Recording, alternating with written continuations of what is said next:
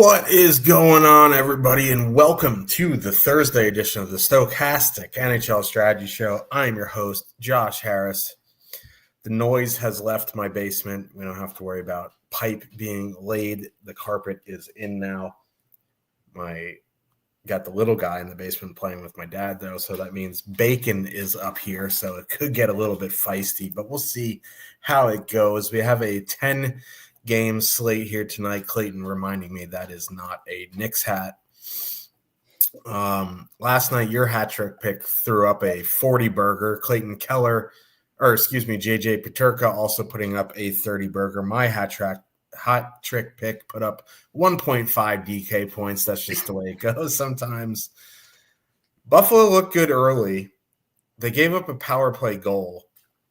They challenged it, lost the challenge, gave up another power play goal, and then Noah Cates scored right after that, and after they just didn't recover. So classic Sabre performance, but we are back here tonight, 10-gamer. Got some big boys on the slate, McKinnon, Matthews, McDavid. I get like Matthews, whatever. But helping me to break it down, Slim Cliffy. What's going on? Yeah, not a whole lot. Yeah, that was the first time all season Buffalo gave up at least 2 power play goals in a game. We've always talked about how good their penalty kill has been, their goaltending, especially on the penalty kill. It's kind of funny that happened to the Philadelphia Flyers, considering how bad their power play the previous 4 years is like near historically bad. And yeah, that's how hockey goes sometimes. Yeah, big wins last night. Utah laying the wood, Washington laying the wood.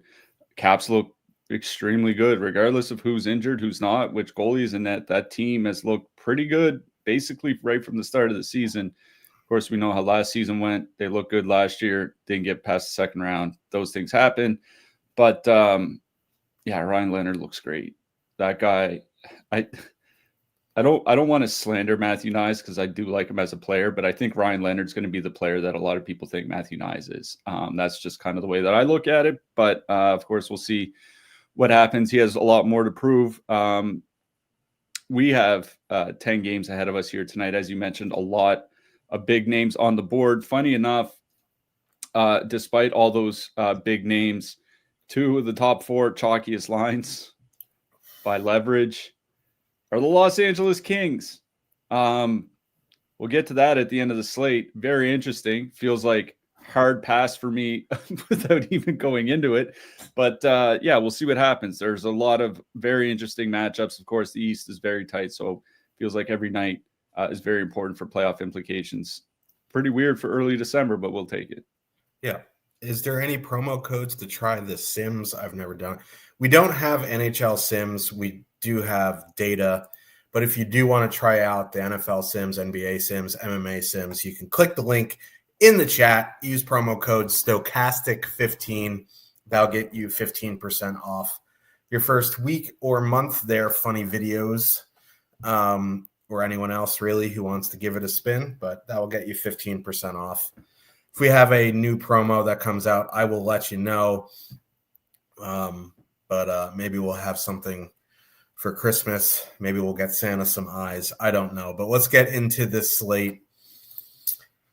Let's start it off with a banger. And by banger, I mean I want to put my head through a wall. St. Louis Blues with a 2.9 total. Heading into Boston, the Bruins have a 2.6. Blues going Suter, Holloway, Kyrou, Thomas, Neighbors, Shen, Buchnevich, Dvorsky. I just want to say this name. Alec Santeri Koskimaki. I think that wasn't too bad. I think you nailed it. Yeah. Whew. Broken clock. Right twice a day. Boston going Geeky, Lindholm, Steves, Zaka, Arvidsson, Middlestat. The only reason I mentioned Boston players is because they're playing the Blues. So this game sucks. Like we're starting it off with this game sucks. Boston takes a ton of penalties. I think they're in the top 3 in the NHL for most times shorthanded. At least over like the last month. The problem is the Blues power play sucks. And, you know, it depends what unit you're going for here. I don't really like the Justin Falk unit. I prefer the Cam Fowler unit, and that's across 3 lines. We get Thomas, Dvorsky, Buchnevich, Fowler, and then Oscar Sundqvist. That sucks. So, like, I guess by default, I'm going to the other unit. But, like, my favorite line in this game is Suter, Holloway, Kyrou. And they get 2 of the 3 on the Falk unit. I guess that's fine. But, like, you know, Pia Suter's been their best center this season. I guess, like, Robert Thomas is kind of coming out of his little funk. He was hurt there for a while. He wasn't shooting the puck. Him and Neighbors generally have not been great this season. If you want to go to that Thomas Neighbors Shen line at 13.5, I guess it's fine. 1.2% projected ownership, but for double the top 2 stack, double the ownership, and $400 less, I prefer Suter, Holloway, Kyrou, 13,100. You know, they'll see middle 6 matchups of the Bruins, and I guess without Pasternak, every line would be considered a middle 6 line, but, you know, you get 2 of the 3 on a power play unit. It counts for something. Kyrou's probably been their best forward this season. Suter's been their best center, so it would be Suter, Holloway, Kyrou for me. On the Boston side, I don't really want to full stack anything. The Blues have goaltender issues. They have penalty kill issues. They just don't take a lot of penalties. I don't really want to play anything from Boston here. I would lean towards one-offs here. I think, you know, in the past calendar year, the leader in goals in the NHL is Morgan Geekie, which is insane. But he is 6,800. And just for reference here, right? Like, there's other lines in unbelievably good spots here tonight. You know, Seth Jarvis is cheaper. Andrei Svechnikov is cheaper against the Leafs. You know what I mean? Just as an example, I'm fine with a Geekie one-off here just because they're shooting on Jordan Binnington. But, you know, one-off Geekie, you need super cheap power play, one-off Casey Middlestat. But I'm not going out of my way to be like, you know what? You know what I need in my lineup on a 20-team slate? Casey Middlestat. But if he happens to be the last man in, so be it. But for me, it's Suter, Holloway, Kyrou. I feel pretty confident saying Casey Middlestat will not be in my lineup. Yeah, I'll be quick on the Boston side. It's funny. The last show we said Geekie might be a little bit overpriced without Pasternak. He probably needs a multi-point game or a shot bonus or something. He had 2 assists and a shot bonus. Like, well, that's how that goes. Yeah, if you want to one-off Geekie or, you know, one-off like Zaka or something, I guess that's okay. I'm not stacking anything from the Bruins until Pasternak gets back. I really don't care what matchup they're in. So my interest is on the St. Louis side. Again, like, you know, the Bruins, we'd say it every time they're on the slate, they take a ton of penalties. Over the last 5 weeks, they are the most penalized team in the NHL, taking 2.8 or giving up, 3.8 power play opportunities per game. On the season, they're giving up 3.9 power play opportunities per game. They're like nearly a half power play higher than the next worst team for giving up power play opportunities. The Bruins just cannot stay out of the penalty box. Now, I wish it was a better power play matchup in the sense that you're right, St. Louis just doesn't have a good power play almost regardless of which players they put on the ice. So where I'm not super concerned about power play correlation or anything like that, I agree with you. It's Suter, Holloway, Kyrou, like that line. 66 shot attempts, 441 against per 60 in their 50 minutes together. You know, Suter and Kyrou have basically played well regardless of the third person on the line. Like, it was Braden Shen there for a little while. 13,100. Jordan Kyrou leads the team in primary points at 5-on-5 with 10. No other player has more than 8, and it's Dylan Holloway with 8. So, like, you could argue that, you know, their 2 best wingers are on the same line, and the center that's played the best. Pia Suter isn't their best center. Robert Thomas is when he's at his best. Robert Thomas has not been at his best for the first 2 months of the season. So it's Suter, Holloway, Kyrou, especially where they're going to get the depth matchups from the Bruins. Like, the Bruins do like to send out that Zaka line in a shutdown matchup. That Zaka line so far this season, 2.4 expected goals against. If you look at Boston's expected goals against when that Zaka line is off the ice, it goes up like 25%. They are miles worse at 5-on-5 without that shutdown line on the ice. That Suter line shouldn't see very much of them. I think it puts them in a good 5-on-5 matchup. They should get some power play time just because the Bruins take so many penalties, whatever that's worth. So I do like Kyrou, Holloway, and Suter, 13,100 as a filler. Like I said, some one-offs from Boston if you want, but until Pasternak gets back, I'm not, at least amongst the Bruins forwards, I'm not really targeting anything. I think their blue line's a different story. Yeah, Charlie McAvoy back skating. They need him back bigly, but he's going to be a ways away. Anyway, that's enough on the Bruins. Let's talk about they're not last in the Eastern Conference anymore, but they are certainly in the basement. They're not last, but they're certainly the least. Yes. It's the Panthers who are last, by the way. You'd love to see that, too, if we're being honest. Toronto Maple Leafs with a 2.7 total heading into Carolina. The Hurricanes have a 3.7. Carolina going Aho, Jarvis, Svechnikov, Ehlers, Stankov, and Blake, Stahl, Martinook, Carrier. It's so weird because, when I have top stacks loaded, I have it sorted by top 2 stack percentage. And it's so weird that an Austin Matthews line isn't the highest top 2 on Toronto. That just speaks to how bad that line has been. Matthews, Nyes, Domi, Nylander, Tavares, Cowan. So Tuesday, Carolina was practicing power plays. They took Ehlers off and put Jordan Stahl on. If the puck got cleared, Stahl came off and they put Jackson Blake on. Now, Rod the Bod said that's just for, certain situations. Either way, it looks like Ehlers is going to be off power play 1. Now, they put Stahl on just for the face-off because that's been their issue, right? Their power play hasn't been great because they haven't been winning face-offs and they can't set up after that. So makes some sense for it to be Stahl. Either way, the top line is fully correlated at 20,500, 12.1% top 2, 4.7% projected ownership. Now, with Stahl back, I still think they're going to send out Aho against Matthews because they went away from the Stahl line against top comp because he was struggling earlier this season. It's important from the fact that, the Matthews line has legit been their worst defensive line.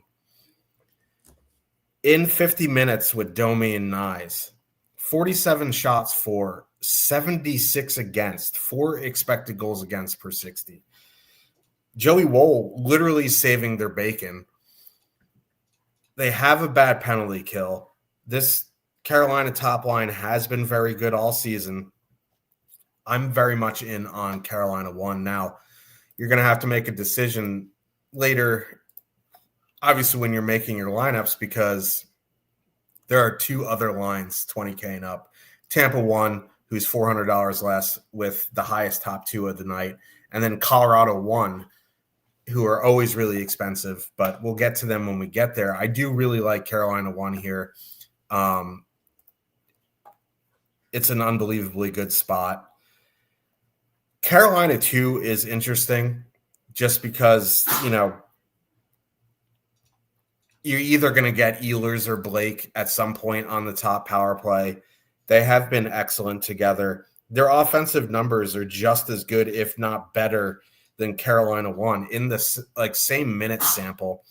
There's nothing that really let me rephrase that. There's nothing at all that scares me coming back to the Leafs. They're $5,900 cheaper. Obviously, they won't play the same minutes. They had been getting more minutes that Stahl was out, but Stahl's back, so you're probably going to see 15, 16 minutes across the board. But at 14,600, that price has come down. I'm good with them against, whether it's the second or third lines. There's nothing there. I prefer Carolina 1. But I think Carolina 2, if you can't spend up for Carolina 1, is fine. Stahl, Martinook, Carrier at 7,800. I think that's a line if you're power play stacking the Avs or Tampa or something like that. That's a line that I think you can do a 2-man from Stahl, Martinook, or Stahl, Carrier or something like that.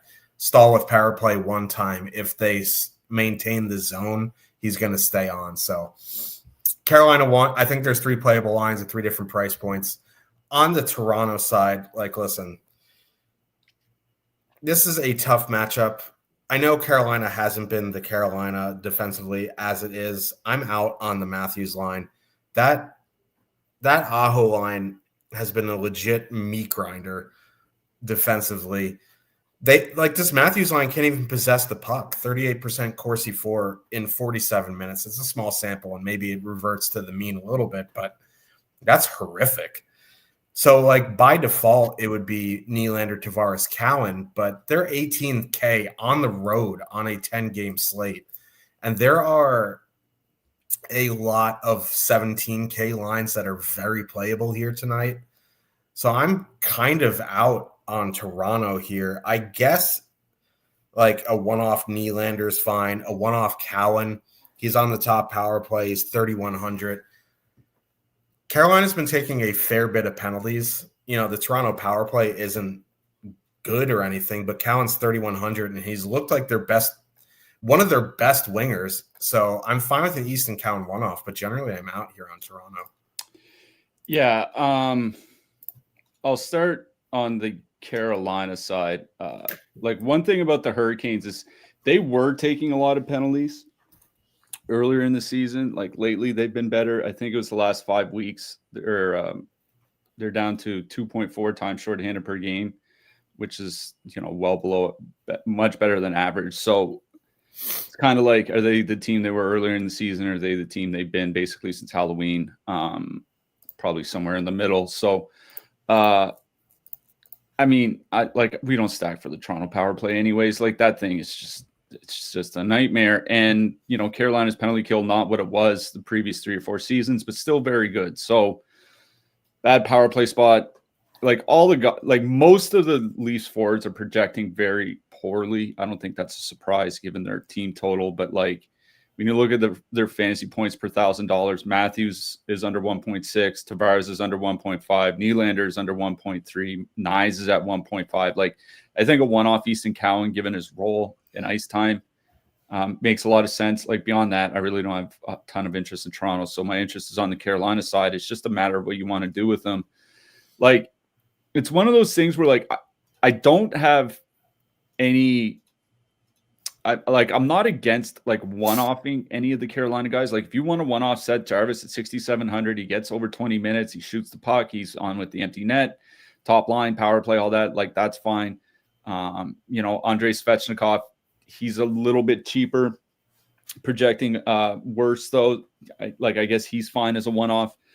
But like, my issue with Carolina is like their power play's just not been good, like, at all.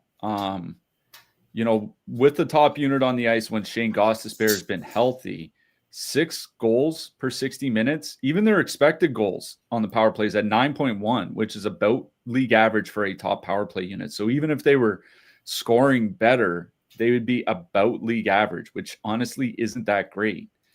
And, the Leafs don't take a ton of penalties. They've been worse lately, but still around the middle of the league. Like, at 20,500, I guess I'm fine with Carolina one. It's one of those things, like, I wish the power play was what it was, a couple years ago, and they were $1,000 more expensive because of it. You know what I mean? Because they're very, very good at 5-on-5. It's a great 5-on-5 matchup. Like, that top line, 3.3 expected goals, I think 3.5 actual goals per 65-on-5. Like, those are right borderline elite numbers, but the power play is like quite bad. So that's why it's hard for me to get to 20,500. They're perfectly fine. I'm not against playing them. I think I would kind of dip down to Carolina too. Now, they haven't been scoring that much. They've been shooting like 6.5% though. I have to think that that's going to right itself eventually. 14,600. We'll see how the power play matchups go, but you'll get 2, if not all 3 on the second power play unit. And because Carolina's power play has not been going that great, they've been kind of going like 60-40 on the power play, 65-35 at worst, which means like 1.5 to 2 minutes a game of power play time for that second unit. That's fairly significant. At 14,600, I think Carolina 2 is probably my favorite line here. I'm not, the Toronto second line is probably their quote best defensive line. I'm not worried about any of the matchups. I think Carolina 2 for me. Carolina 3 is interesting because they're actually scoring. They're putting up like the same shot volume as Carolina 2, but actually putting the puck in the net. So I agree with you. If you're playing a Tampa Bay power play, Colorado power play, something like that, Edmonton power play, like a two-man of like Stahl Martinook or Stahl Carrier or something like that, I think makes a lot of sense here. It's a great matchup for them. They get decent ice time, 14 to 16 minutes maybe. For that price, it's perfectly fine. They should be able to dominate whatever matchups they're in. So I think I like the Carolina second and third lines the best out of everything in this game. Yeah, we agree. We disagree a little bit there. I think Jordan Stahl taking the face-off on the power play is going to help. It's just crossed. Yeah. I mean, he's one of the best face-off guys ever. So, can't hurt. I mean, like, he's not the offensive player, Ehlers, Blake, or whoever it is, but, like, he can get off the ice after if they set up. I think it will help, but we'll see. Nashville Predators with a 2.6 total. Heading into Florida, the Panthers have a 3.4. Florida going Reinhart, Marchand, Lundell, Bennett, Samoskevich, Greer. No. Verhaeghe is back. He had his wife had a child, said it was better than winning 3 Stanley Cups. That's the correct answer to say out loud. I'll just leave it at that. So I would imagine Bennett goes back with Verhaeghe.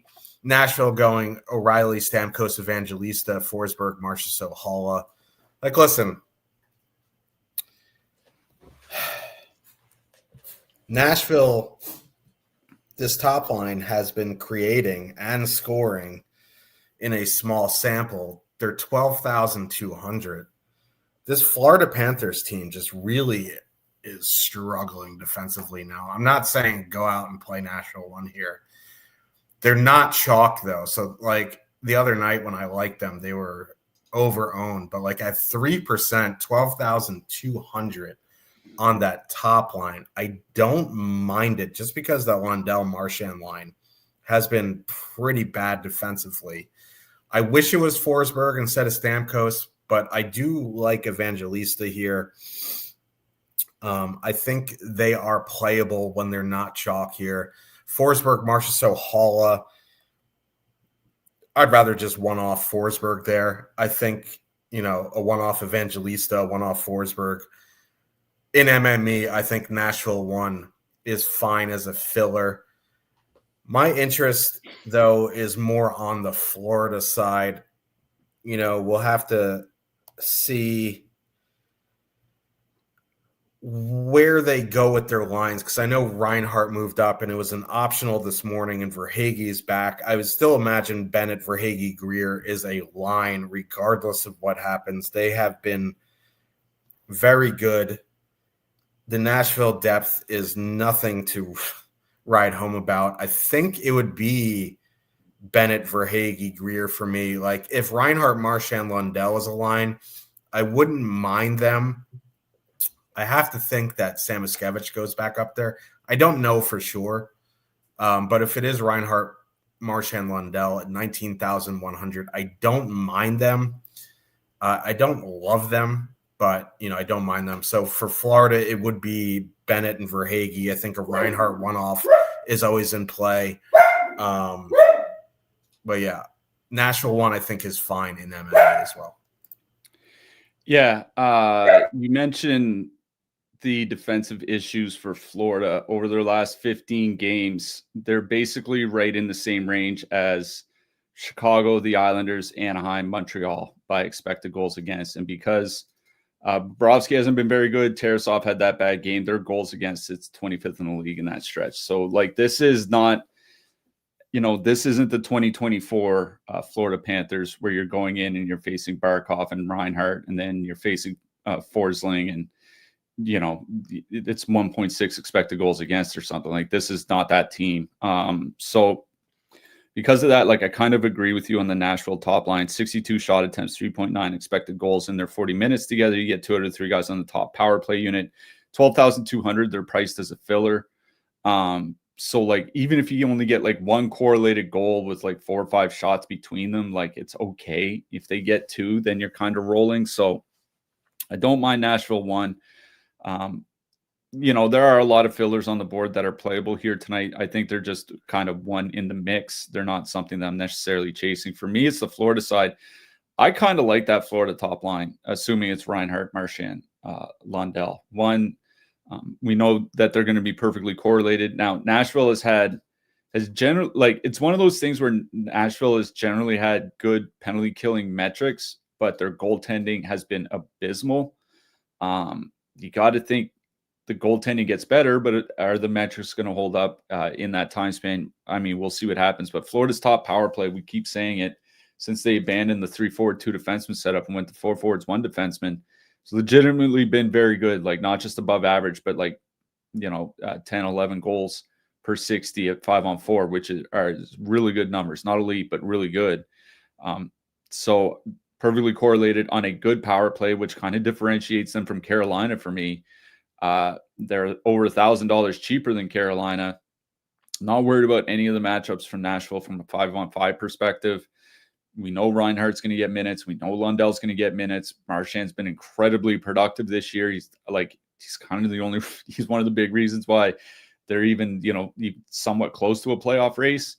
So, with perfect correlation with, 20 to 21 minutes for Lundell and Reinhart, possibly, it's certainly in the high teens for Marchand. Good power play matchup. Just because of how Nashville's goaltending's kind of let them down. I really do like Florida 1 here.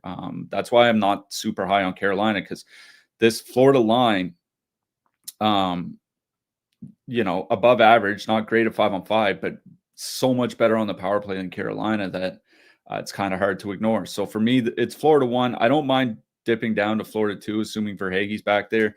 We'll see what the lines look like. If they do break up Reinhart, Marchand, Lundell line, I think I would probably just go, if they go back to like Rodriguez, Bachfest, Reinhart or something like that, it would really dampen my enthusiasm for Florida, because it is the fact that the top line is perfectly correlated that interests me here. So we'll see what happens, but assuming it's Reinhart, Marchand, Lundell on the top line, that's really what I like out of this game. They're one of my favorite expensive lines on the board. Colorado Avs with a 3.5 total heading into New York or Long Island, Staten Island, one of the islands, trade them to Portugal. The Islanders have a 2.6 total. Avs going McKinnon, Netchus, Lehkonen, Landeskog, Nelson, Colton, Nichushkin, Olofsson, Drury. Islanders going Horvat, Shabanov, Heineman, Barzell, Lee, Drouin. Here's the thing, people in our Discord were like, oh man, the Avs always come in way higher owned than the projected ownership. I think what happens is because they're so expensive that whatever the algorithm is, they're like, oh, no one's paying for them. Like, they're coming in at 1.6% projected here tonight. It's a safe bet to say that McKinnon's going to be in double digits. You may see like Netchus and Lehkonen in single digits, but McKinnon gonna be in double digits. It's just what it is. It's just a matter of if you want to spend $23,500 or not. With Carolina, with Tampa, with Florida, if Reinhart's there, I just don't know if I'm gonna spend $23,500. Now there are a bunch of cheap lines that you can play with them, and listen, this is a really good matchup. Horvat, Shabanov, Heineman is just getting run over. Sorokin saved their bacon against Tampa the other night. But, the volume was there. Colorado won elite line. It's just the preference of if you want to spend up. And for me tonight, I don't think I'm going to. But they have a 17.1% top 2 stack percentage on a 10-game slate. It's a great power play matchup. I won't say no to it. You want to go to that second line because Landeskog's on the top power play. Brock Nelson, you live on Narrative Street back in Long Island. I think of Nelson, Landeskog, two-man's fine. But, this is Colorado 1, Colorado power play. I don't have a ton of interest in the Isles. This is a brutal, brutal matchup, possibly the worst matchup possible. They are cheap enough to where, if you want to one-off Barzell or one-off Lee or something, but I really don't have any interest in the Islanders. Yeah, I mean, Colorado's just, they're just too good defensively. Still top 4 over the last 15 games by expected goals against. Top 2 or second, I should say, by goals against. Only Minnesota's better, and that's because Minnesota's getting a shutout like every other game. It's just a brutal matchup for the Islanders. So I'm not in on the Islanders. It's what to do with Colorado. It is a very, very good matchup for the Avs.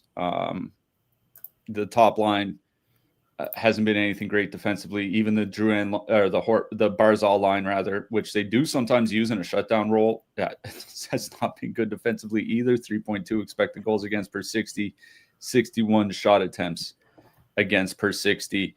It's just a really good 5-on-5 matchup. The Islanders, I noticed the Islanders penalty kill had been improving, so I went to look at why it had been improving, and it's because they posted a .903 save percentage on the penalty kill over the last 5 weeks. So it's not that the underlying process, let's say, for the power play has gotten better. Like the Islanders over those 5 weeks, second last by expected goals against per 60 on the power play. Bottom 10 by shot attempts against per 60. It's just their goalies have, you mentioned Sorokin. It's been really, really good. That's just kind of what it is.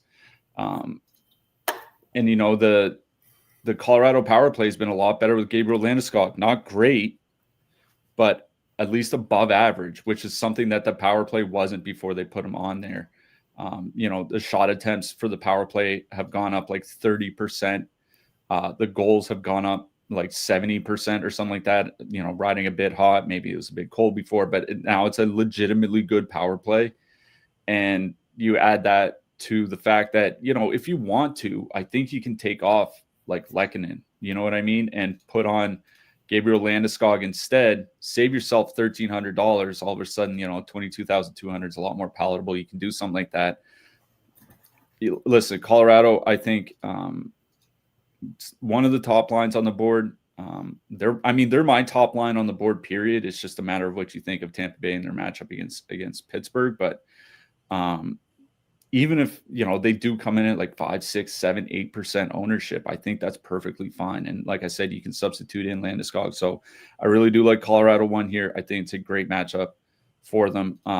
It's just a matter if they can get past Ilya Sorokin. So Colorado 1, like I said, you can sub in Landeskog from one of the wingers if you want, but that's my interest here. Yeah, we're 3 weeks away from Christmas. Colorado has 1 regulation loss this season. It's just have fun with that. Speaking of having fun, New York Rangers, 2.6 total. Heading into Ottawa, the Sens have a 2.9. Rangers going Panarin, Zibanejad, Lafreniere, Trocheck, Miller, Brazinski, Cooley, Laba, Berard. Ottawa going Kachuk, Stützle, Zetterlund, Pinto, Giroux, Amadio, Batherson, Cousins, Perron. This is a brutal matchup for the Rangers.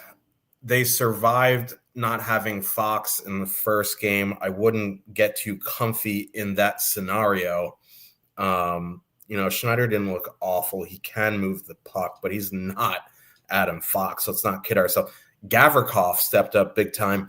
This is just a tough 5-on-5 matchup. It's a decent power play. It's a good power play matchup, but it remains to be seen if the Rangers' power play is going to be worth a damn. I'm fine with the Cooley one-off just because he's 4K.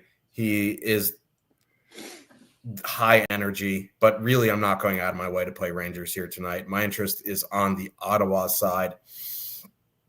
I don't love it just because Igor Shesterkin has been great so far this season, and it's a 10-game slate. But, listen, Ottawa's been sending out Pinto, Giroux, Amadio against top comp. They're 11,000. They They have 3 expected goals for per 60 and almost 200 minutes together. Zibanejad, Panarin, Lafreniere have been pretty good defensively, but that would give me interest in Stützle, Kachuk, Zetterlund. They are 17,100, which is kind of unfortunate, but they're going to see that second line for the Rangers, Trocheck, Miller, Brzezinski. If Miller's not hurt, he looks very disinterested in hockey right now. They won't see the Gavrikov pairing. Now, Borg and Soucy have been pretty good, but the Rangers' penalty kill hasn't been great. So I don't mind Stützle, Kachuk, Zetterlund here. It's just the price is kind of unfortunate going against Igor Shesterkin. So I guess by default, going back to Pinto, Giroux, Amadio at 11K is where I'd be at. Get Pinto on the top unit. They're more MME. I just, even without Fox and how bad the Rangers penalty kill has been, I just don't want to go against Igor Shesterkin on a team on a slate with 20 teams. I do. I'm kind of out on the Rangers. One, like, we don't really know what the power play is going to look like without Adam Fox running it. I think they should be fine with the 5 forward setup. But until we actually see them being fine, like, I'm not going to assume the New York Rangers are going to do well. So that's just kind of where I am on the power play. Listen, losing Adam Fox, I know they pulled it out against Dallas the other night. Like, good for them. Dallas is also missing 4 defensemen. Like, they had their top pair, and then nobody else is healthy. They're also missing 9 forwards. So let's hold off on the celebrations here. If you look at Gavrikov's season so far this year, when he's on the ice without Adam Fox, shot attempts against go up 26%, expected goals against go up 34%. And those increases are pretty similar when they're both off the ice. So when Gavrikov's on without Fox, when neither of them are on the ice, this team is decidedly below average defensively. I don't think that'll be a shock to anybody that's actually watched Adam Fox play hockey over the last 5 years, but this is one of the best defensemen in the NHL. I like Gavrikov. He's not a 24, 25 minute a night number one guy. You saw it in LA too, when he was away from Mikey Anderson, how big of a drop off he had. Right. And I mean, even Matt Roy, before Matt Roy went to Washington as well. Right. So I think this is a good 5-on-5 matchup for the Sens. It is certainly a good power play matchup for them. You talked about the Rangers penalty kill, how it hadn't really been performing. Let's say their expected goals against on the PK over the last 5 weeks, 3rd worst in the league. Shot attempts against, 3rd worst in the league. Shots against, worst in the league. The only thing that has kind of saved them is Igor Shesterkin, and even then, they're still 26th by goals against on the penalty kill. It's a good power play matchup. It's a good 5-on-5 matchup. I worry about ice time. That's the thing. It's because Brady Tkachuk, despite being a top, a top winger in the NHL, top line forward, he's not a guy that plays like Kaprizov minutes. He doesn't even play like Martin Necas minutes, right? In his 2 games since coming back, 15 minutes, 15 and a half minutes. Now, those were kind of blowouts, 6-1, 5-2. The other game, he played 17 minutes. So maybe he gets up to 17, but this isn't a guy that's going to play 21 minutes or whatever. But, 45 minutes with Stützle, 79 shot attempts per 60. Like you said, they're going to get the depth matchup, so they're probably not even going to see much of Gavrikov, even if that's something of a concern. 17,100, 1.1% ownership. I just try to think, go back 12 months, right? If this is early December 2024 and this top line or something similar to it, instead of Zetterlund, it has Grieg or Perron or whatever. If there's 17,100 at 1%, we're probably slamming them no matter the matchup. I really do like Ottawa 1 here. If you want to take out Zetterlund, put in one of the power play guys, I think that's perfectly fine. But he's pretty cheap. This line's a very good price. I think, like I said, I think it's a very good power play matchup. I think it's a very good 5-on-5 matchup. Coming in with no ownership, I like Ottawa 1 here. I also like Ottawa 3. I'm with you. If you want the filler, of Pinto, Giroux, and Amadio at 11K, like they've been playing well. They get good minutes. They're not a true third line in that sense. Not worried about the matchups at 5-on-5. So I think they're perfectly acceptable as a filler. But, considering how I think relatively cheap that top line is, I really do like Ottawa 1 here at 17,100. Yeah, and like Gavrikov can only do. Braden Schneider is playing on his offside, coming off a major injury. So it's like they're going to see that pair and a Zibanejad line, where Zibanejad shouldn't be a center in the NHL anymore. So it's just like, Panarin has never been good defensively, so it is kind of there. I just, Igor Shesterkin can steal games, and that's what worries me.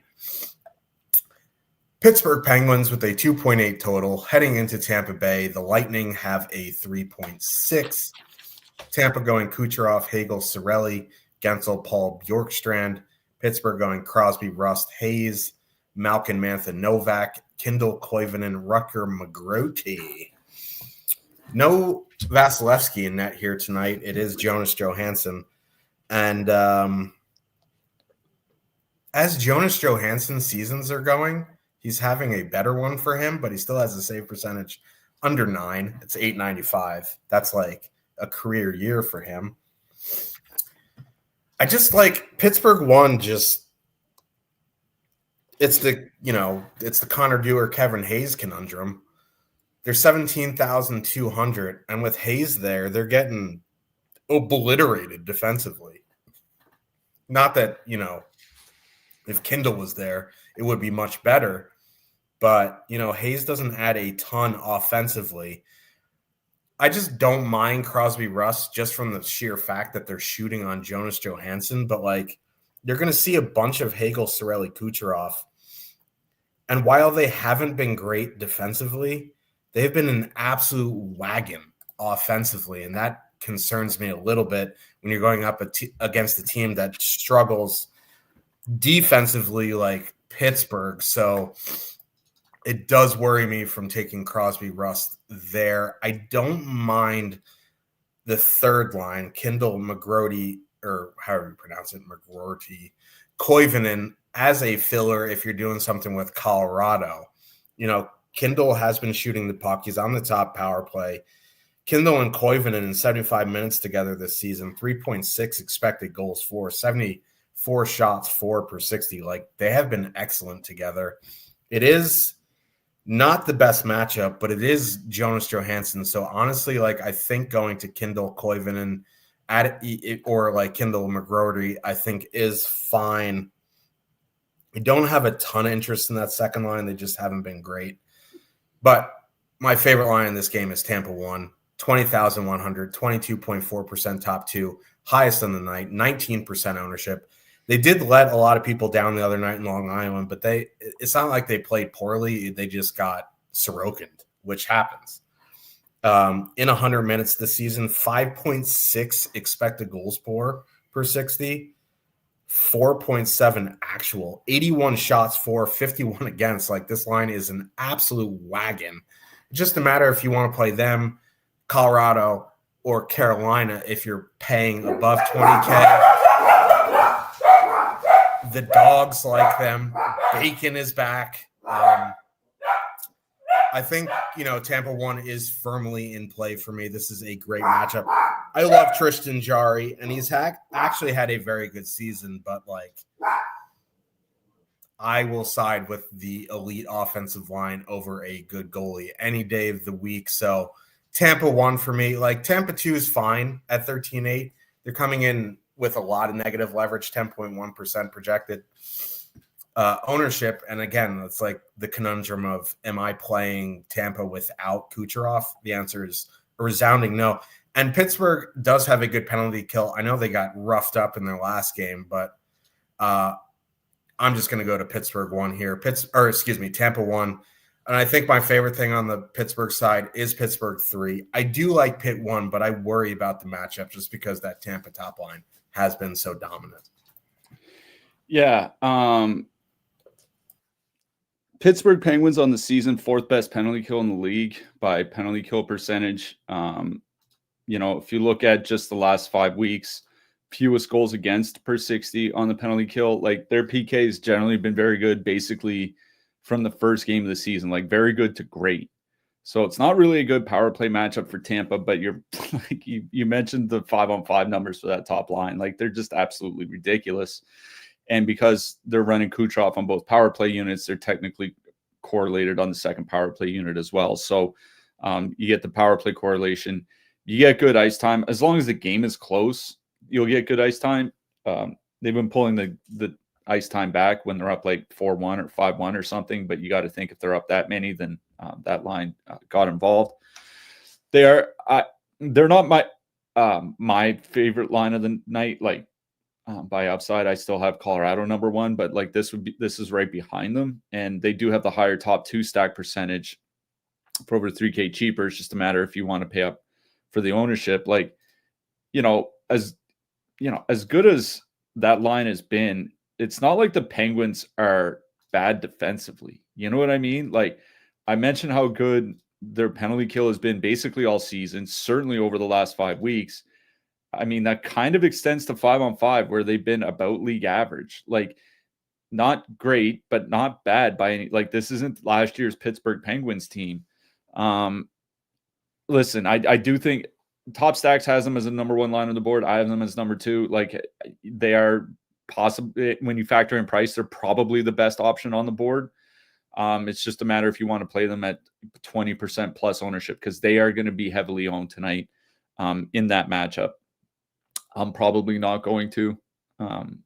It's just a line over 20K that's going to be probably 20% plus ownership and a lot of single entry stuff is just one of those things that I usually just pass on. I understand not wanting to. This is like I said, it's a number 1 or number 2 line on the night. On the Pittsburgh side, like this is a bad matchup for them, but with you mentioned with Jonas Johansson in, it kind of negates the defensive success that Tampa Bay has had. I looked since the start of last year, it's basically like a Logan Thompson, Charlie Lindgren thing. With Andre Vasilevsky in net, it's 2.2 goals against per 60 minutes. With Jonas Johansson net, it's 3.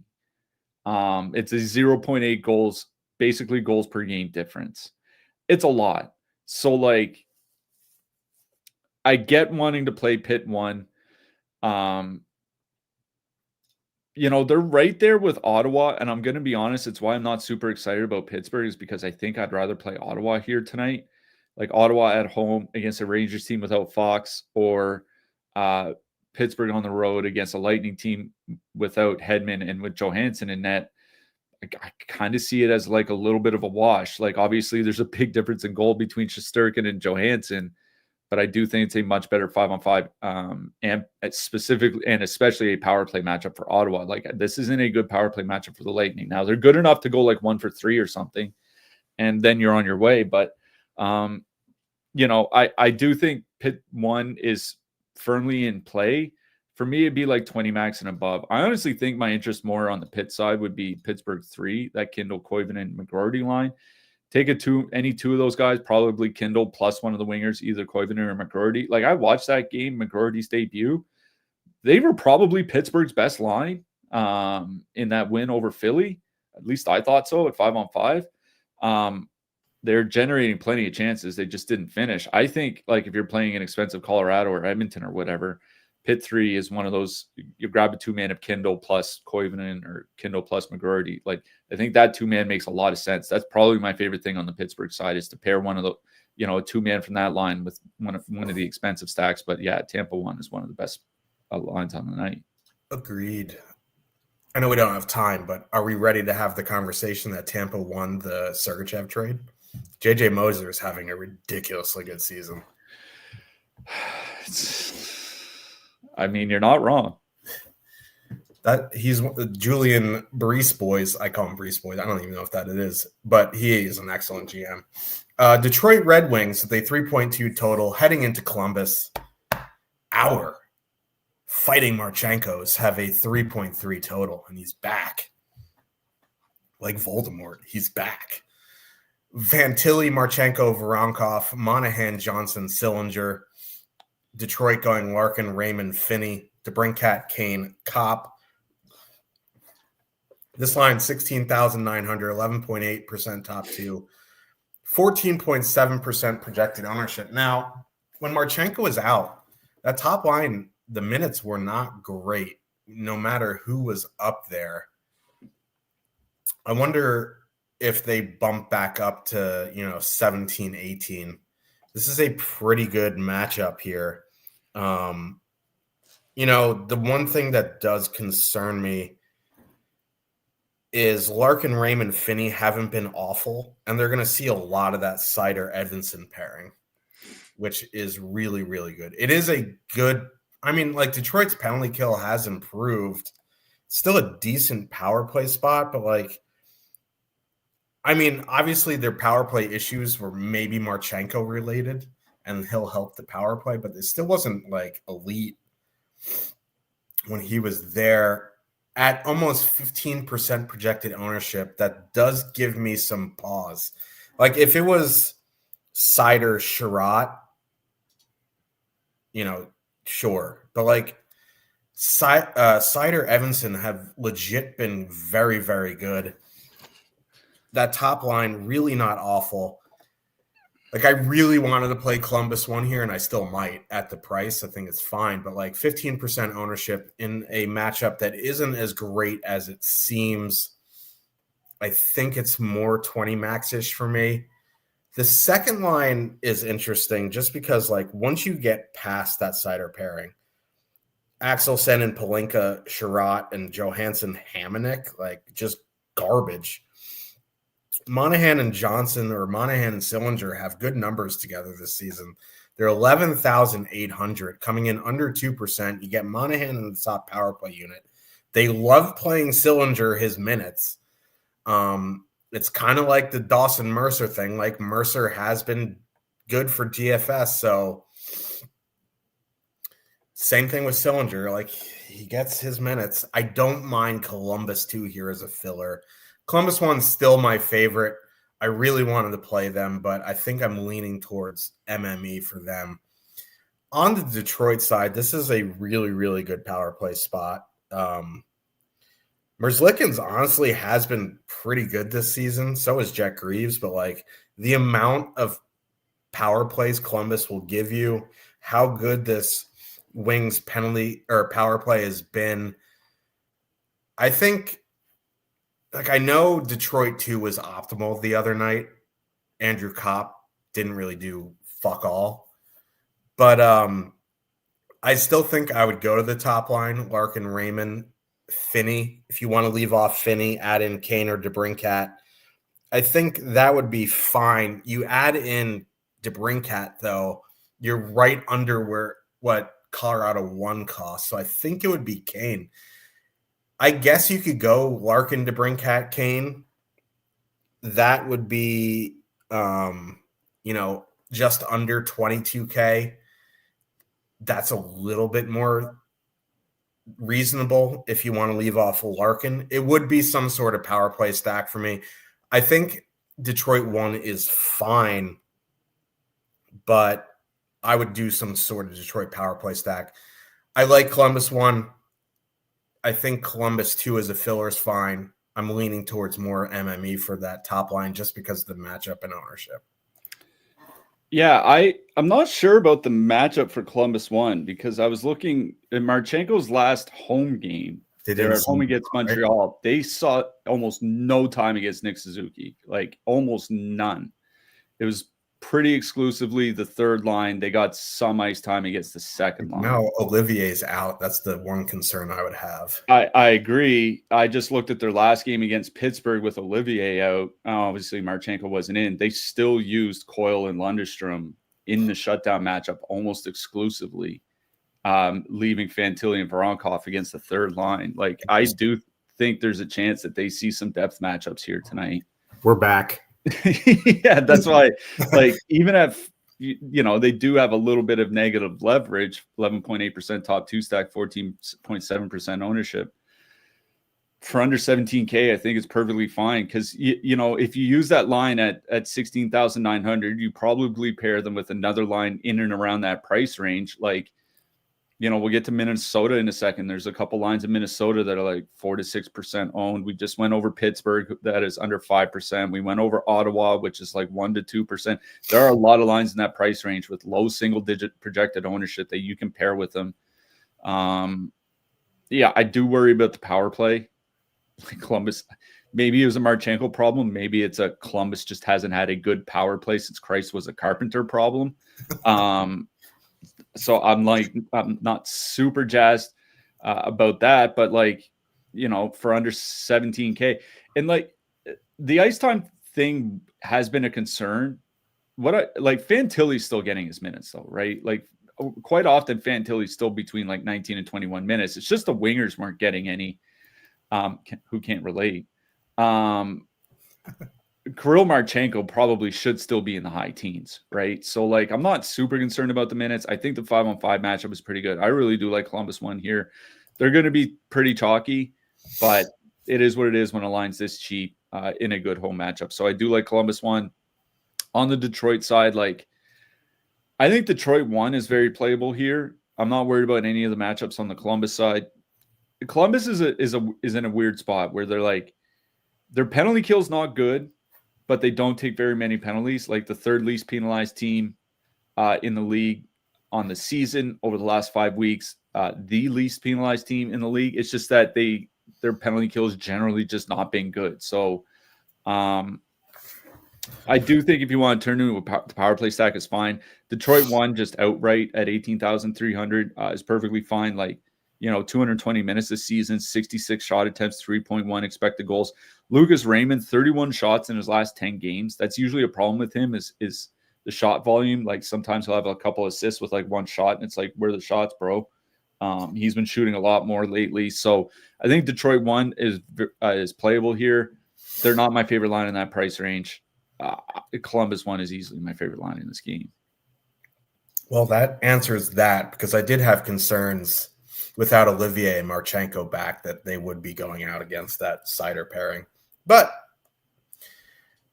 Columbus coaching doing us a favor by being idiots. What can you do? You rejoice. That's what you do. Minnesota Wild with a 2.8 total. Heading into Calgary, the Flames have a 2.7. Minnesota going Kaprizov, Zuccarello, Hartman, Boldy, Eriksson, Ek, Johansson. Calgary going Coronado, Huberdeau, Frost, Kadri, Farabee, Sharangovich, Backlund, Coleman, Zari. So that Coleman-Zari Backlund line has been excellent defensively. They're going to see Kaprizov now. I still think a Kaprizov one-off is fine just from the sheer fact that he's going to play 23 minutes. Calgary's penalty kill hasn't been great. Wolf has been a lot better since his start of the season, but I don't love them at 17,800, 4%. You got Pittsburgh, Ottawa in that range. Cliffy likes Ottawa better than I do, but I tend to prefer Ottawa to this line. I still think Kaprizov's fine. Minnesota 2 is a little bit more interesting because they're going to avoid that Coleman Backlund matchup. They're going to see Coronado, Huberdeau, Frost a fair bit, and they haven't been great defensively. Boldy, Eriksson, Ek, both on the top power play unit. The line has generally been fine offensively. I don't love them at 17K at 6%, but I think they're playable. So it would be Minnesota 2 for me. If you want to turn into a power play stack in MME, it'd be an MME only type deal for a Minnesota power play stack, just because it gets super expensive, and that you can't really. I don't really want to do that in a bad 5-on-5 matchup in single entry at that price. I just go play Carolina, go play Tampa, go play Colorado, etc. On the Calgary side, it would be Coronado, Huberdeau, Frost. They're fully correlated. That Eriksson Ek line has been, for an Eriksson Ek line, defensively, they've been bad. They've been bailed out by their goalies. Their goalies have been an otherworldly heater. But, at 3%, at 12,200 fully correlated, I'll take a stab at Coronado, Huberdeau, Frost. I honestly think like Backlund, Coleman is in play. They've been fine. They're super cheap. You can use them in power play stacks. One-off Kadri always in play. Don't particularly love this game. I don't know why I spent so much time on it. MME only. I was going to say, I don't have really any interest in this game. Like you said, very bad 5-on-5 matchup for the Kaprizov line. The Minnesota power play is at 8.3 expected goals per 60 with it's just not been that good basically since that early binge when they were getting like 5 to 6 power plays a game. Not going to play the second line without Kaprizov. Like Kaprizov's playing 23, 24 minutes a night. So I'm out on Minnesota, and Calgary's going up against a team that's, like I said, basically getting a shutout every other night. And it's not like Calgary's been any good at scoring goals this year. Like they just haven't. Minnesota taking a lot fewer penalties than they were earlier in the season. They're at 2.6 per game over the last 5 weeks. It's one of the 10 lowest rates in the league. Calgary's power play is obviously not even good. Besides that, you want to one-off Kaprizov, fine. You want to one-off Boldy, fine. You want to one-off like Coronado or Kadri, fine. Full stacking anything at a 5.5 game with a great defensive 5-on-5 team in Calgary. The Minnesota goaltenders going the way that they are. Minnesota's defense just getting better, generally speaking. Pass. Seattle Kraken, 2.3 total. Heading into Edmonton, the Oilers have a 3.2. Jared McCann back for Seattle on the top line with Eberle and Beniers. Marchment, Wright, Kakko, Tolvanen, Stevenson, Catton. Edmonton going McDavid, Hyman, Nugent Hopkins, Draisaitl, Savoie, Podkolzin.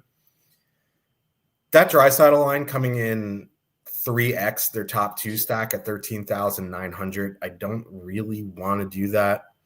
The top line fully correlated at 19,400, 9.4% top two, or 12.6% top two, 9.4% projected ownership. Now, Seattle doesn't take a ton of penalties. Edmonton doesn't draw a lot of penalties. This is the first time in a while Edmonton top line has been fully correlated. Nugent Hopkins has been awful since his monster power play season a few years ago. They're fine at 19,400, but there's 4 lines more right in their range with them that are either the same price or more expensive, and I prefer all of them: Florida, Carolina, Tampa, Colorado. And Florida, Carolina, and Tampa are within $1,000, so I'd rather just go play them. Eventually, like, McDavid's going to break out, and that concerns me, but like, I can't really rely on it with Joey Daccord in net. If you want to play them, perfectly fine. Positive leverage, go for it. You want to add in Draisaitl one-off is fine. On the Seattle side, I don't have a ton of interest, but that top line is fully correlated going up against Edmonton goaltending. They have a 2.3 total, and that line hasn't been great in 100 minutes this season. I think, one-offing McCann or one-offing Eberle is fine. If they're a little bit cheaper, maybe I would have interest, but, I think a one-off McCann is fine. Yeah, I'll start on the Edmonton side. I do like the top line here tonight. Like, listen, trust me, I know that Edmonton has let a lot of people down quite often this year. What I will say is that when Edmonton's at home, McDavid plays like 60% plus of his 5-on-5 time with Ekholm and Bouchard on the ice. Ekholm and Bouchard, they've really come alive lately. Like their last 5 games, 3.7 expected goals for per 60, 3.6 actual at 5-on-5. So McDavid's going to be playing a ton with them. In what is a good matchup against Seattle. On top of that, the Edmonton power play, like it's one of those things where, we say it all the time. Edmonton's not drawing power plays. That's a problem. Second lowest power play rate per game in the league over the last 5 weeks. If you look at the season as a whole, Edmonton 4th lowest power play opportunity per game in the NHL, but 29% power play on the season as a whole. They've been really, really good basically since puck drop over the last 5 weeks, 28%. Like, this is an excellent power play. The Seattle penalty kill is not good, like, whatsoever. Over the last 5 weeks, the Seattle power play basically bottom 5 in every single metric, including goals against. And this line's under 20K. It's a fully correlated Connor McDavid line for under 20K at home in a very good power play matchup. Like it's like there are only so many boxes you can check on the list, and it checks every one of them. And even if you look at the Seattle top line, their matchup with McCann there this season, 3 expected goals against per 60. Like, it's a very good 5-on-5 matchup for Edmonton. McDavid's going to play a ton with Ekholm and Bouchard. It's a great power play matchup. Like, I really do like Edmonton 1. It's another reason why I'm not super high on Carolina here tonight. Is this line is cheaper, perfectly correlated, and is actually good on the power play. So, like, I really do like Edmonton 1. I think Seattle 1 is in play. Much as I hate to say it. Listen, it's not like Edmonton's been great defensively. They haven't. It's not like the goaltending's been good. They haven't. The Seattle top line, 14,900, 0.7% ownership. With McCann there, 70 shot attempts, 3.9 expected goals per 60. Everly and Beniers playing around 20 minutes. Even McCann's at like 17 minutes and change. A lot of ice time for a perfectly correlated top line shooting against the Edmonton Oilers goaltending.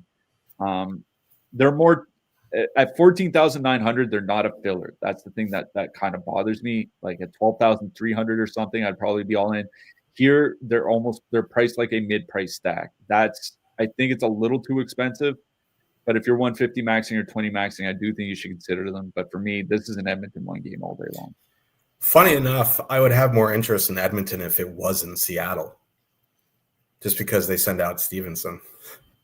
I mean, yeah, but I'm not worried. Like these 5-on-5 matches. Oh yeah, I know, but I don't know, man. Like, start drawing penalties, and then I'll have more interest in Edmonton. Yeah, I get it. Yeah, for sure. Chicago Blackhawks with a 2.4 total heading into Los Angeles. The Kings have a 3.2. Kings going Kempe, Kopitar, Moore, Fiala, Byfield, Armia. Chicago going Bedard, Burakovsky, Green, Bertuzzi, Nazar, Moore. This is just a brutal matchup. Oh, should mention this came while we were on the show. Drew Doughty's going to be back tonight. Yeah, that means probably Brant Clark off the top power play. Unfortunate scenes. I mean, does it? Doughty wasn't getting power play time. Maybe. We'll see what Hiller has up his sleeve. I don't trust the coach as far as I can throw him with Brant Clark. I mean, I don't care what that power play looks like. Like, it's like every single formation has been terrible. So, like, I don't think it matters. But I still think it's either back to 5 forwards or Clark at the top. That's what I think. Yeah. Either way, like, this is just a brutal matchup for Chicago. I know Bedard has been unbelievable. If you want to get to some Chicago 1 in 150 max, have a couple, just because Bedard's been a ham sandwich, like, sure. But like in single entry, it's super hard to prioritize Bedard at 8,100. If you want to play Nazar, Bertuzzi more in, as a filler in 150 max, fine. But really, I'm not running out to play Chicago here. LA, listen, both these top 2 lines are 14,100. They're coming in double-digit ownership. As Clifford just said, their power play has been terrible. Armia with Byfield and Fiala really, dampens their offensive upside. Kopitar, Kempe, Moore, like Kopitar and Moore have played fine in a small sample this season, but Kopitar generally hasn't been good for DFS in this decade. I guess that would be my preferred line, though, Kopitar, Kempe, Moore, but like the power play is terrible. Chicago hasn't been awful defensively, and Spencer Knight has been great. So if you want to go play Kings, be my guest. I will not be doing so in single entry. It's more MME for me. They're fine, but at that ownership, it's a pass. Yeah, for me, like, Los Angeles is kind of in that price range that we just talked about with Seattle, where each line is 14,100. They're not priced as a filler. They're a mid-price stack, both coming in over 2 times higher than their top 2 stack percentage. This team really has trouble scoring. I just think it's an easy pass for me. Like, super chalk Los Angeles Kings is just it's kind of like when we have super chalk Calgary Flames. Like, honestly, there's not much of a difference for me. So I'd be more interested, honestly, in like a 2-man of like Laferriere, like Deneau or something like that, than I would be stacking anything outright. I guess by default, that means my interest is on the Chicago side, but I don't really have any interest in the Chicago side. It is a very bad 5-on-5 matchup. Also, it's kind of wild how the Kings have basically just stopped taking penalties over the last 5 weeks, 2.3 times shorthanded per game. Like, they were a top 5 team in taking penalties through like the first 3 or 4 weeks of the season, and that's just stopped completely. So it's not a very good power play matchup for Chicago. With Drew Doughty back, the Kings at least have an excellent top shutdown pair now with Anderson and Doughty, assuming that that's going to be the top pair. So, like, I guess I'm out on Chicago. Like, if you want to one-off some guys, I think that's okay. But this game is pretty much largely a pass for me. Yeah. Nice not having, like, the bad Sharks team as a late hammer here. But let's talk about defensemen here. Werenski more expensive than Makar. Yeah, I don't think that's happened this season. But Werenski's 8,500, Makar 8,300. They're in the tier of their own. And then the guys 6K and up are Seider, Sanderson, Yossi, Bouchard.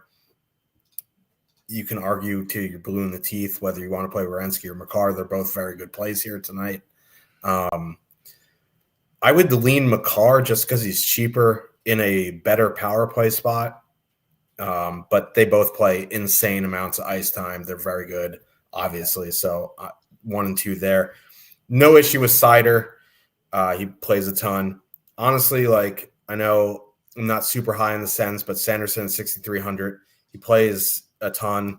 It's a good power play spot, so I do like Sanderson here. Yossi is interesting. He hasn't really done much since he's come back from injury. He's fine, but I'd rather play all the other guys I mentioned. I think Bouchard is also good. Yeah, I mean, the thing about Yossi is, like, even going back to last year, he has 47 points in his last 67 games. Like, that's 55 to 60 point pace. Like, that's nothing close to what we've seen Roman Yossi do. Now he's priced like it. Like, it's not like he's 7,900 or something, but Zach Werenski does have the top projection on the night. 15.3 DK points, 1.8 fantasy points per $1,000. Extremely playable if you have the salary, obviously, against Detroit. Evan Bouchard has the second highest projection, but has the highest top point per dollar value. So obviously Bouchard makes a lot of sense. Like, if you want to play Makar against the Islanders, it is a very, very good matchup. I do like Jake Sanderson here tonight. I don't think Artem Zub is playing. He's out. Yeah. So Sanderson might have to pick up some extra minutes here tonight, which, always a good thing. The mid-price range, I don't mind Matthew Schaefer. It's not a very good matchup for him. Like, Shane Gostisbehere is still playing around 21 minutes.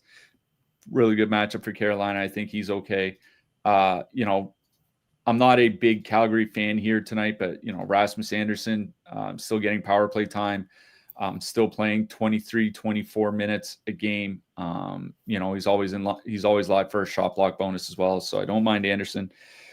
Seth Jones, I think, is very playable for Florida, under 5K here tonight. Vince Dunn on the top power play for Seattle, whatever that's worth, but he's under 5K, and it's not like it's a terrible matchup against Edmonton.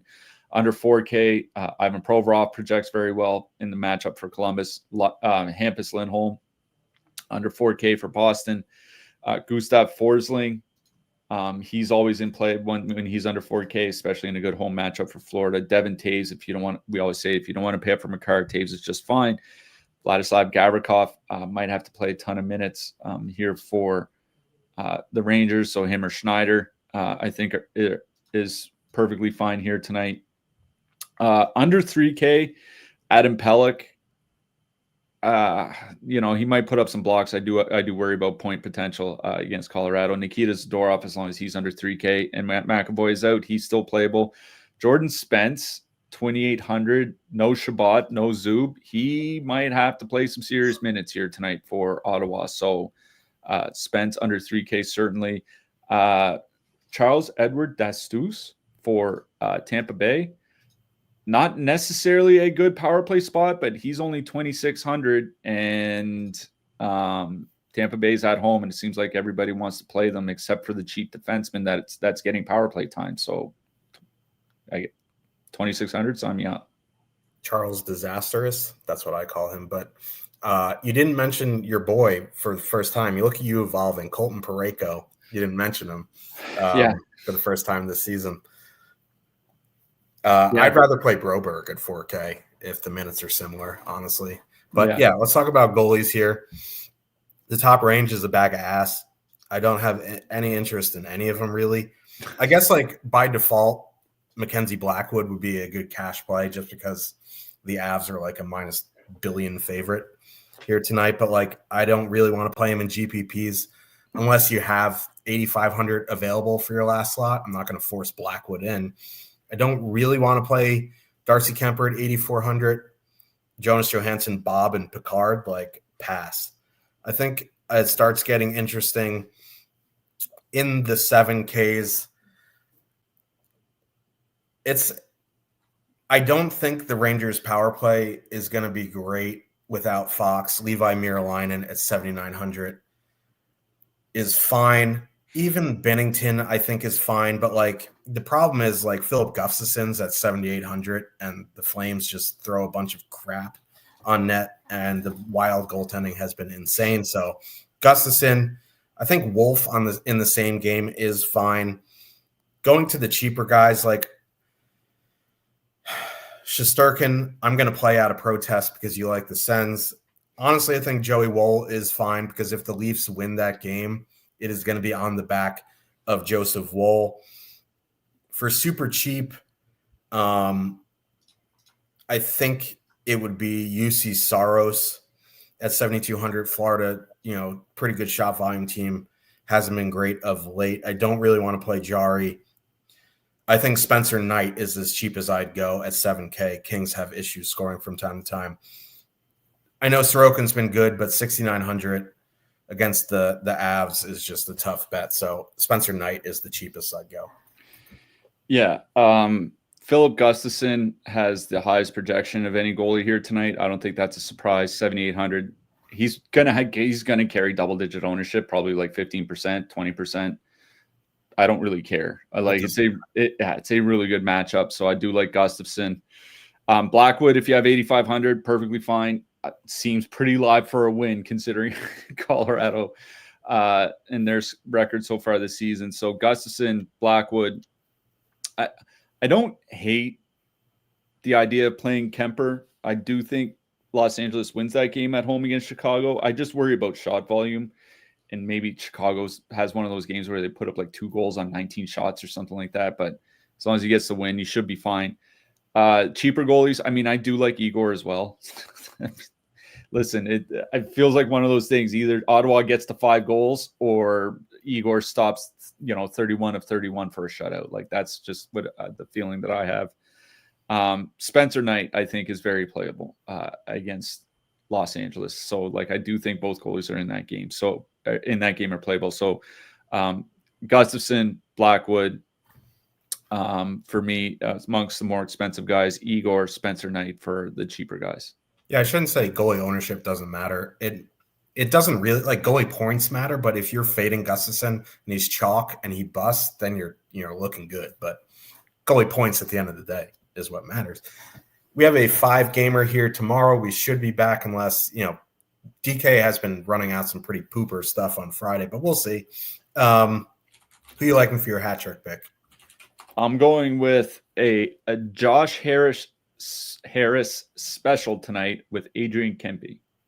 That's my boy. I was kind of upset to see him get extended. The free agent class is going to be like me and you at this point. Let's see here. You know what? No, I can't do it. I'm going to go Andrei Svechnikov. I like Carolina here tonight. I know you do too. You're just not, you like other teams in other spots. Going Svechnikov. All right. I like it. Let's see what happens. We will be back for sure Saturday, probably tomorrow, but good luck, everybody, and we'll see you in the Discord. Good luck tonight, everyone.